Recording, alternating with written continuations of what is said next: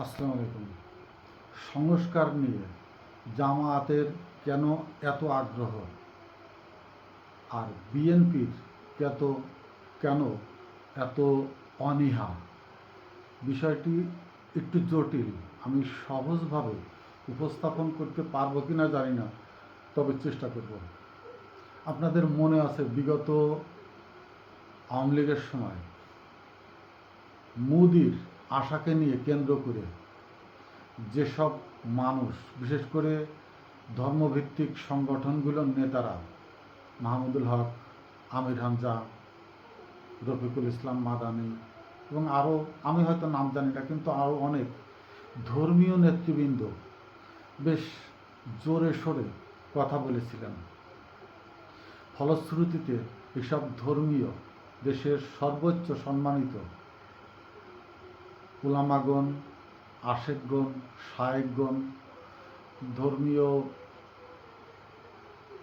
যে কালচার বাংলাদেশে, বিশেষ করে মাহমুদুল্লাহ হকদের মতো নেতৃবৃন্দকে সবাইকে এতটা অপমানজনকভাবে, ন্যাক্কারজনকভাবে, অমানসিকভাবে কারারুদ্ধ করা হয়, নির্যাতন করা হয় এবং তাদেরকে পরবর্তীতে আমরা যেটা শুনেছি যে এতটা ঘৃণিতভাবে কারাগারে অপমানিত করা হয়েছে, নির্যাতিত করা হয়েছে যে উলঙ্গ করে তাদের সামনের নারীকে পর্যন্ত লেলিয়ে দিয়ে তাদের সেলফি তুলে রেখে, মানে এমন কিছু নাই যা তাদের সাথে করা হয়নি।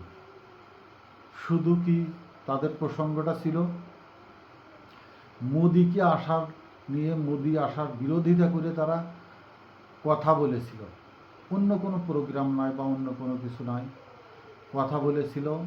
কারণ মোদি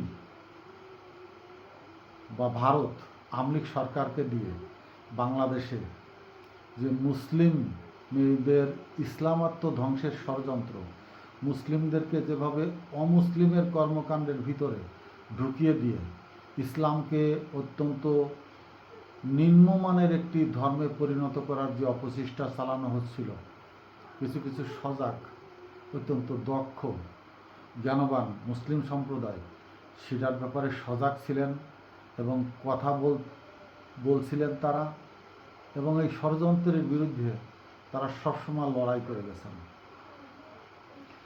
এই যে আওয়ামী লীগকে নিয়ে কিন্তু অনেক কথা হয়েছে দেশে, আওয়ামী লীগের বিরুদ্ধে, শেখ হাসিনার বিরুদ্ধে, শেখ পরিবারের বিরুদ্ধে, শেখ মুজিবের বিরুদ্ধে, কিন্তু সেই কথা বলাতে যতটুকু না নির্যাতনের শিকার হতে হয়েছে সেই কথা বলা মানুষদেরকে, তার থেকে কয়েক হাজার গুণ বেশি অগ্নিগর্ভে ছুঁড়ে ফেলা হয়েছে মোদির বিরুদ্ধে কথা বলার জন্য। অর্থাৎ আওয়ামী লীগ এমন একটি রাষ্ট্রীয় রাজনৈতিক সংগঠন যে তাদের নিজেদের নিয়ে কথা বললে যতটুকুন না অপমান বোধ করে, যতটুকুন না রিয়াক্ট করে, তার থেকে বেশি রিয়াক্ট করা হলো ভারতের বিরুদ্ধে কথা বললে বা মোদির বিরুদ্ধে কথা বললে। এই যে ডিফাইনটা, এই যে জায়গাটাকে আলাদা করে দেখবার যে প্রয়োজনীয়তাটা, সেই দৃষ্টিকোণ থেকেই জামাত যদি শুধু একা লড়াই করে যায়, জামাত যদি শুধু পুরা বাংলাদেশকে জামাতিকরণ করে পুরা মুসলমান সম্প্রদায়কেই জামাতের আঙ্গিকে রেখে ভারত বিমুখ হয় বা ভারত বিরোধী একটি রাজনৈতিক সংগঠন হয়ে ওঠে, সেটি ভালো দিক হবে না। এবং তার প্রতি উত্তরে তারা যে শব্দটি পাচ্ছে, সেই জঙ্গি সংগঠন বা উগ্রবাদী সংগঠন, সেই তকমাই তাদের গলায় ঝুলে থাকবে। তো এর থেকে জামাতের রাজনীতিতে বড় ধরনের একটি পরিবর্তনশীল জায়গা তৈরি করে নিতে হবে। শিবিরদেরকে দিয়ে যদি শিবিরীকরণ করা হয়, সকল ছাত্রদেরকে, সকল যুবক, ইয়থ জেনারেশনকে, সবাইকে যদি শিবিরকরণ করে ফেলে শিবিরের নৈতিকতার ভিতর দিয়ে ঢুকিয়ে নেওয়া হয়, শুধু শিবিরকরণ করলে এই শিবিরই যদি একসময় নিজেদেরকে এমন একটি উগ্রবাদী চরিত্রের ভিতরে ঢুকে পড়ে, তাদেরকে কে প্রতিহত করবে? এইখানেই এই জায়গাটা জামাতকে প্রথমত কয়েকটি দিক বিবেচনায় রাখতে হবে। আমরা মানুষ, আমাদের নৈতিক চরিত্রের ভিতরে বিরাজমান কিছু কিছু জিনিস স্থায়ীভাবে রয়ে গেছে ক্রোমোজোমের ভিতরে। মানুষের ভিতরে পাশবিকতার জেনেটিক রয়ে গেছে, মানুষের ভিতরে খুন খারাপি, হত্যা, রাহাজানি, ডাকাতি, লুটতরাজ সবই জেনেটিক্যালি প্রবৃত্তি মানুষ বহন করে এসছে।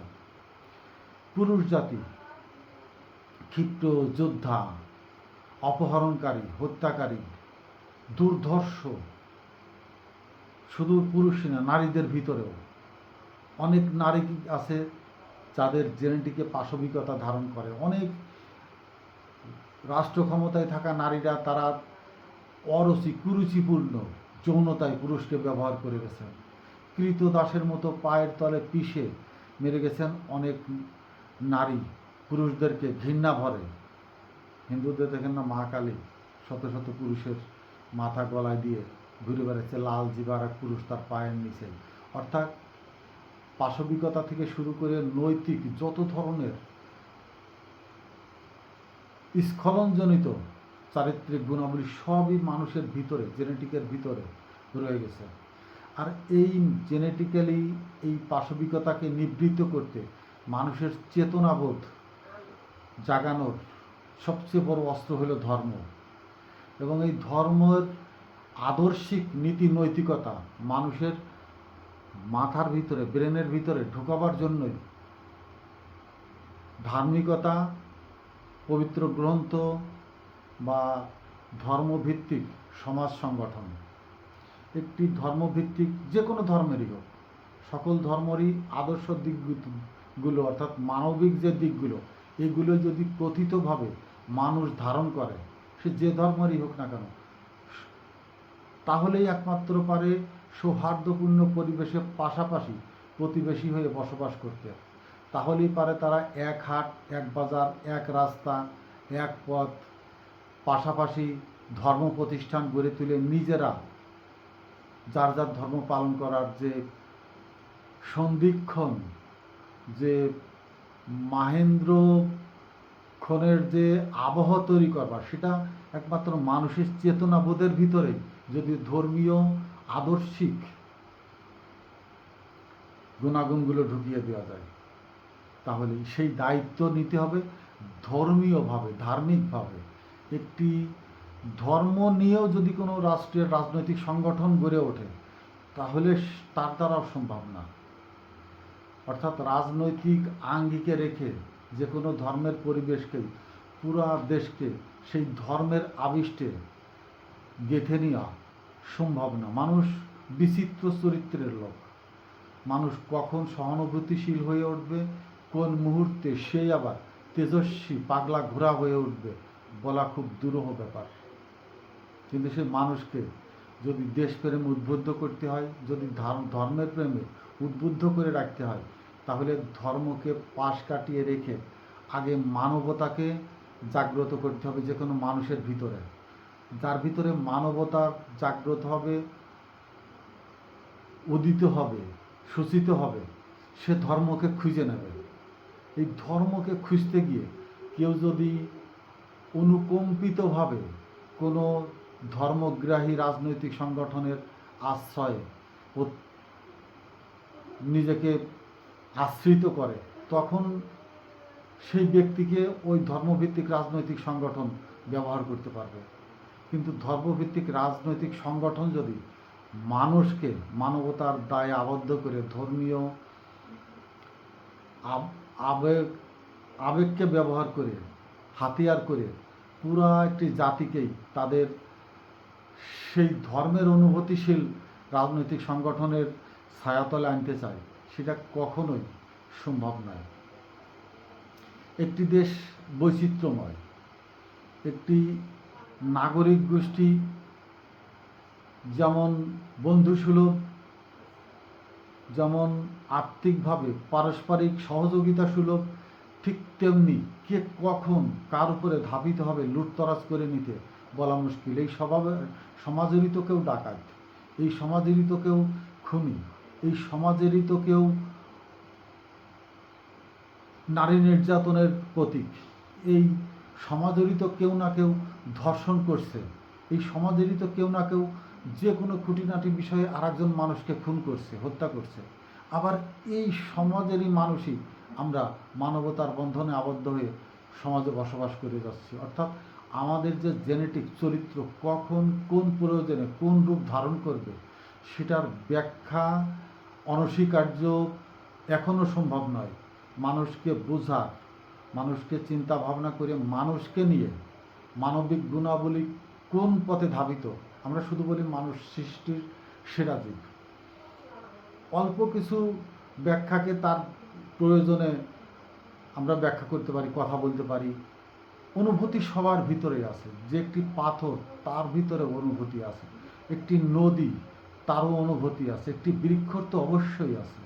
আর পশু পাখির ভিতরে তো মানুষের থেকেও আরও অনেক বেশি আবেগপ্রবণ, ভালোবাসার প্রতীক হয়ে তারা নিজেদেরকে বারবার তাদের যে অনুভূতিশীল জায়গাগুলো সেটা মানুষকে বোঝাবার চেষ্টা করে গেছে। কিন্তু মানুষ, প্রকৃতি নিজেও অনুভূতিশীল, কিন্তু মানুষ বোঝে শুধু সেই বোঝাটাকে নিজের প্রয়োজনের জন্য যতটুকুন ততটুকুনই ধারণ করে, বাকি আর নিজের ভিতরে আত্মিকভাবে ধারণ করতে চেষ্টা করে না বা ধারণ করে বহন করে না। নিজেকে হালকা রাখতে শুধু প্রয়োজনের তাগিদে যতটুকুন খোরাকি ততটুকুন গ্রহণ করে যে কোনো জায়গার থেকেই।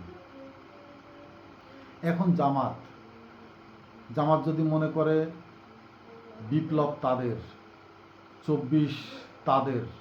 24 তাদের অঙ্গ সংগঠন শিবিরের, ধরে নিলাম সেটা ন্যায্য দাবি বা ন্যায্য পাওনা, আমি কথার কথা হিসাবে ধরে নিচ্ছি। কিন্তু তার পরবর্তী যে আবহ তৈরি হয়েছে সেই আবহর ভিতরে জামাত বা শিবির কতটুকুন অবদান রাখতে সক্ষম হয়েছে সমাজকে বদলাইতে, নূতন কোনো মানুষের যে মানসিক যে উচ্চমানের একটি চিন্তা ভাবনার জায়গা, এইসব জায়গা কি আসলে তাদের পরিবর্তনশীলতার মধ্য দিয়ে আনতে পেরেছে? বৃহত্তর একটি মানব সম্প্রদায় সংস্কার নিয়ে যে জায়গাগুলো তৈরি করেছিল ওই সময়ের প্রয়োজনে, যারা মনে করেছিল সংস্কারগুলো প্রয়োজন এবং কোন কোন জায়গাগুলো সংস্কারের প্রয়োজন, অর্থাৎ 15 বছরের নির্যাতন নিপীড়ন, একটি সরকারের স্বৈরশাসক চরিত্র মানুষকে একেবারে হাতে ধরে শিখিয়ে দিয়ে গেছে যে তারা কোন কোন জায়গায় ব্যবহার করে অপব্যবহার করে গেছে তাদের ক্ষমতাকে, এবং মানুষগুলো ঠিক সেই সব জায়গাকে চিহ্নিত করেই হাত দিয়েছিল যে এই সব জায়গাগুলোকে সাংবিধানিকভাবে পরিবর্তনের প্রয়োজন। কিন্তু আমরা সংবিধানকে কতটুকুন ধারণ করি এই জায়গাটা আগে বুঝতে হবে। সংবিধান কতটুকুন জানি, মানি, সময়ের প্রয়োজনে ব্যবহার করি। বিন্দু মাত্র সংবিধান একজন নাগরিক জীবনে কতটুকুন প্রযোজ্য, এই জায়গাটুকু যদি চিন্তা করে খুঁজে বের করা যেত তাহলে আমরা শুধু ওই সাংবিধানিক সংস্কার নিয়েই পড়ে থাকতাম। কিন্তু সংস্কার না করেই বর্তমান সময়ে যে বড় ধরনের সংস্কারের প্রায় চূড়ান্ত জায়গাগুলো ফিল আপ হয়ে গেছে, অর্থাৎ পরিপূর্ণতা পেয়ে গেছে অলিখিতভাবে আদেশে, নির্বাহী আদেশে বা পরিচালনার সুযোগ্য ক্ষেত্র তৈরি করে সেই সব জায়গাগুলোকে অলরেডি উন্মোচিত করে দেওয়া হয়েছে ক্ষেত্রগুলোকে, আবার কিছু কিছু জায়গাগুলোকে বন্ধ করে দেওয়া হয়ে গেছে। অর্থাৎ অলিখিতভাবে সংস্কার প্রায় পরিপূর্ণতার পথে চলে গেছে। এখন একরোখাভাবে কেউ যদি শুধু সংস্কার সংস্কার সংস্কার চাইতে থাকে, তার দৃষ্টিক্ষেপণ যদি সীমাবদ্ধতার ভিতরে আবদ্ধ হয়ে যায়, সেটার দিক বিবেচনার কে দেখবে? তাদের চক্ষু খুলে যদি সমাজ দর্পণের দিকে তাকায়, তারা যেসব ক্ষেত্রগুলোতে সংস্কার চাচ্ছিল সেসব জায়গাটার কতটুকুন আর বাকি আছে, সেই সব অপূর্ণতা রয়ে গেছে সেই সব জায়গাগুলোতে, যেসব জায়গাতে সংস্কারের প্রয়োজন মনে করে তারা, টু দ্য পয়েন্ট যেগুলো ডিসেন্ট দেওয়া ছিল সেটাও হয়তো যারা পরিচালনা করছে তাদের অজান্তেই অনেকটা পূরণ হয়ে গেছে। এখন মানসিক দ্বন্দ্ব, সংস্কারের থেকে চূড়ান্ত রূপ নিয়েছে মানসিক দ্বন্দ্ব, আদর্শিক দ্বন্দ্ব, চরিত্রগত দ্বন্দ্ব এবং রাজনৈতিক যার যার প্রেক্ষাপটের মাঠের রাজনৈতিক মাঠের দ্বন্দ্ব। সেটা কি? জামাত সে যেমন চাচ্ছে জুলাই আগস্ট একক আমাদের কৃতিত্বের ফসল এবং সংস্কার এটা আমাদের দাবি, কৃতিত্বের দাবি, এটা হচ্ছে জামাতের একক চাহিদা যেটা মনে হচ্ছে এখন। আর বিএনপির সে একটি রাজনৈতিক সংগঠন, সরকার চালাচ্ছে, তার ভিতরে এই মানদণ্ডটা খুব শক্তভাবে রেইজ হয়েছে যে একটি সংগঠনের পুরা দাবি রাষ্ট্র বহন করবে না, রাষ্ট্র দিতে দায়বদ্ধতার ভিতরে নয়। সরকার তাদের কাছে এমন কোনো চুক্তিবদ্ধ বা যে ধরনেরই আবদ্ধর ভিতরে আসুক না কেন, এই কন্ডিশন মেনে নিতে তাদের কোনো ঠেকা নেই। অর্থাৎ বিএনপি চাচ্ছে চূড়ান্ত লিখিত ধারাবাহিকতার মাধ্যমে যে সংস্কার, জামাত যেটা চাচ্ছে সেইটা হোক, আর বিএনপি চাচ্ছে তাদের সংস্কারের লিখিত বই তাদের কাছেই থাক, আমরা তার বাইরে গিয়ে জনগণের চাহিদা অনুযায়ী যত ধরনের সংস্কারের জায়গাগুলো, অর্থাৎ তারা তো জামাত ইসলামের সব নেতাদের যেমন ফাঁসিতে ঝুলিয়ে দিয়েছে একটি দলকে নিঃস্ব করে দেওয়ার জন্য, নস্যাৎ করে দেওয়ার জন্য যত ধরনের প্রক্রিয়া জামাতের উপরে সেই টর্চার চালিয়ে গেছে আমাদের। পাশাপাশি সরকারে যেন বিএনপি না আসতে পারে। জামাতকে তারা সরকারে আসার ভয় করেনি, জামাতকে চেয়েছে বাংলার মাটি থেকে তাদের রাজনীতিকে ধূলিসাৎ করে দিতে, নিশ্চিহ্ন করে দিতে। আর বিএনপিকে তারা টর্চার করে রেখেছে যেন ক্ষমতায় উঠে না আসতে পারে বা তাদের প্রতিদ্বন্দ্বী শক্তিশালী দল হিসাবে আর কখনো নিজেদের সাংগঠনিকভাবে শক্তিশালী করতে না পারে। দুইটি দলের নির্যাতনের ভিতরেই ছিল আওয়ামী লীগ কর্তৃক, এবং দুইটি দলই সেই জুলাই আগস্টের অবদান কারোরটা হয়তো চূড়ান্তভাবে ফলাও হয়েছে, কারোটা ফলাও হয়নি, কিন্তু তারা যে ঘোড়ার পিছনে গেলেই লাথি খাওয়ার ভয়, এটা সবাই জানে যে ঘোড়ার পিছনে গেলেই লাথি খাবে। বিএনপি সরাসরি নাম নিয়ে মাঠে আসতে দ্বিধাদ্বন্দ্বের ভিতরে ছিল এইখানে যে তাদের পরিস্থিতিটা যদি ফেজে চলে আসে, তাদের দলের উপরে আরও অন্ধকার সেই বিদিশার নেশা নেমে আসবে। অর্থাৎ তাদের নেতাকর্মীরা যেভাবে একেবারে নাজেহালের ভিতরে মজলুমে পরিণত হয়েছিল, তার থেকেও জামাতও হয়েছিল, কিন্তু আওয়ামী লীগের ধারণা ছিল জামাতের পরিসীমা খুব ছোট, ক্ষুদ্র, তাদের হেড অব দ্য ডিপার্টমেন্টগুলোকে ফাঁসি দিয়ে দিলেই, বাকি জেলে ঢুকিয়ে দিলেই জামাত নামে আর কোনো সংগঠনই বাংলার মাটিতে প্রতীয়মান বা পরিচিতি থাকবে না। কিন্তু বিকল্প কি হয়েছে? তাদের ভিতর থেকে ওই যে অনুভূতির জায়গা থেকে আমি যেটা বলছিলাম, মানুষ সময়ের প্রয়োজনে তাদের চরিত্র বদলে ফেলে, তাদের জেনেটিকের ভিতরে এই ধরনের একটি সিস্টেম চালু করে দেওয়া আছে। তারা তখন সেন্সিটিভ কোনো জায়গা দেখলে আবেগে বশবীত হয়, আবেগ প্রবণ প্রাণী মানুষ। তারা কারোর উপর অত্যাচার দেখলে সেখানে মানসিকভাবে দুর্বল হয়ে পড়ে, তাদের দিকে তাদের স্নায়ুতাত্ত্বিক শক্তি, মানসিক শক্তি তাদের দিকে ধেয়ে যায়। এই জায়গাগুলোকে খুঁজে নিয়েই মানুষ জামাতকে বড় ধরনের একটি স্পেস তৈরি করে দিয়েছে।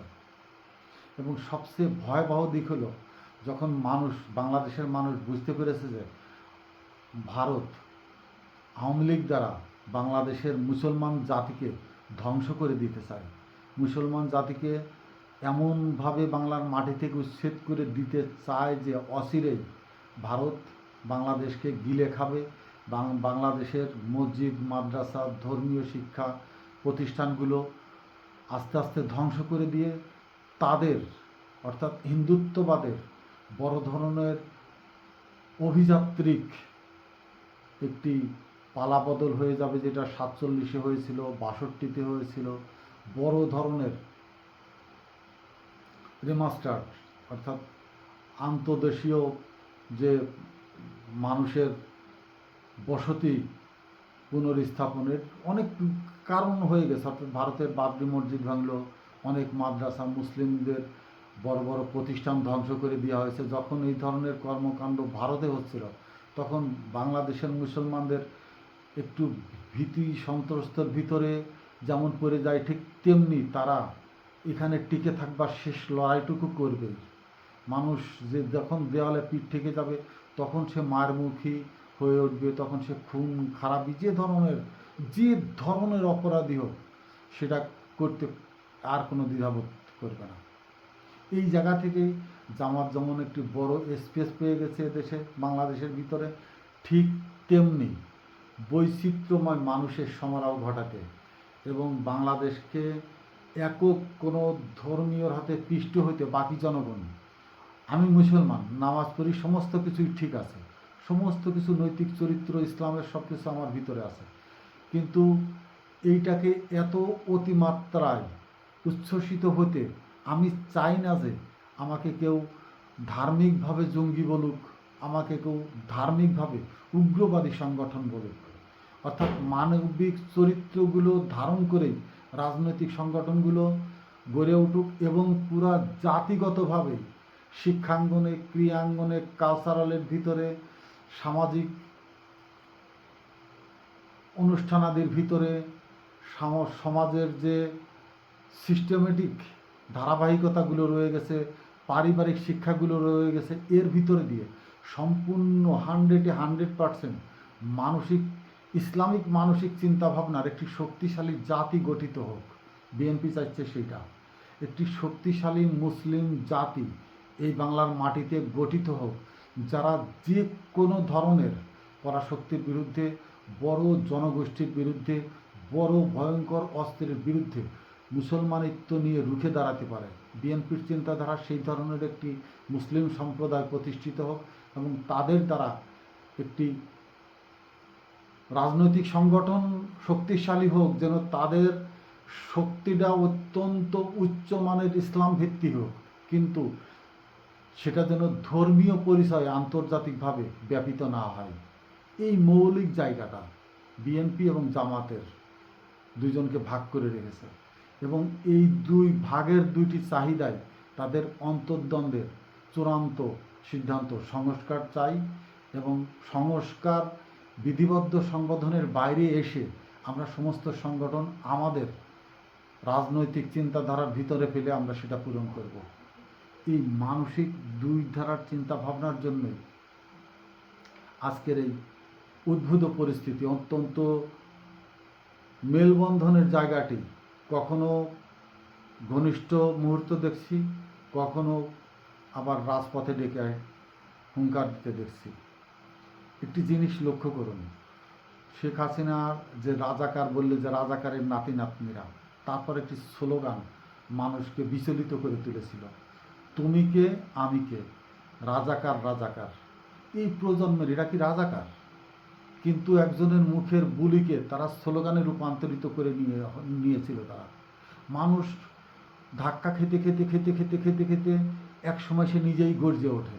সে তখন বলতে শুরু করে, হ্যাঁ আমি খুনি, কী করবা করো, হ্যাঁ আমি ওকে হত্যা করেছি, কী করবা করো, হ্যাঁ আমি ওকে আগুন দিয়ে পুড়িয়ে দিয়েছি, কী করবা করো। অর্থাৎ সে অপরাধ না করেও অপরাধের দায়ভাগ নিয়ে সে তার ভিতরে পুঞ্জীভূত শক্তিকে বহিঃপ্রকাশ ঘটায়। এই যে ঘটানোটার পরিস্থিতি, মানুষ অপরাধ না করেও অপরাধ স্বীকার করে সেই অপরাধের বিরুদ্ধে নিজেকে প্রতিষ্ঠিত করে আরও বিদ্রোহী হয়ে ওঠে। জামায়াত যদি একই জায়গায় ভিতরে ঘুরপাক খেতে থাকে, একই জায়গায় নিজেদেরকে আবদ্ধ রেখে চোখ বাঁধা ঘোরার মতো নিজেই ঘুরতে থাকে মেওয়ার গরুর মতো, হয়তোবা তারা যে রেজিম তৈরি করতে চাচ্ছিল বা করে আসছিল, যে জায়গাটা স্পেসটা বাংলাদেশের মানুষ তাদের জায়গা করে দিয়েছিল, সেখানে থেকে হয়তো বিচ্যুত ঘটবে, তাদের অবস্থান থেকে যে কোনোভাবেই হোক কিছুটা ক্ষতিগ্রস্ত হবে। এই জন্যই আমি বলছি, অর্থাৎ লিখিত যে সংস্কার, তার বাইরে এসে কিন্তু বড় সংস্কারের ক্ষেত্র তৈরি হয়ে গেছে।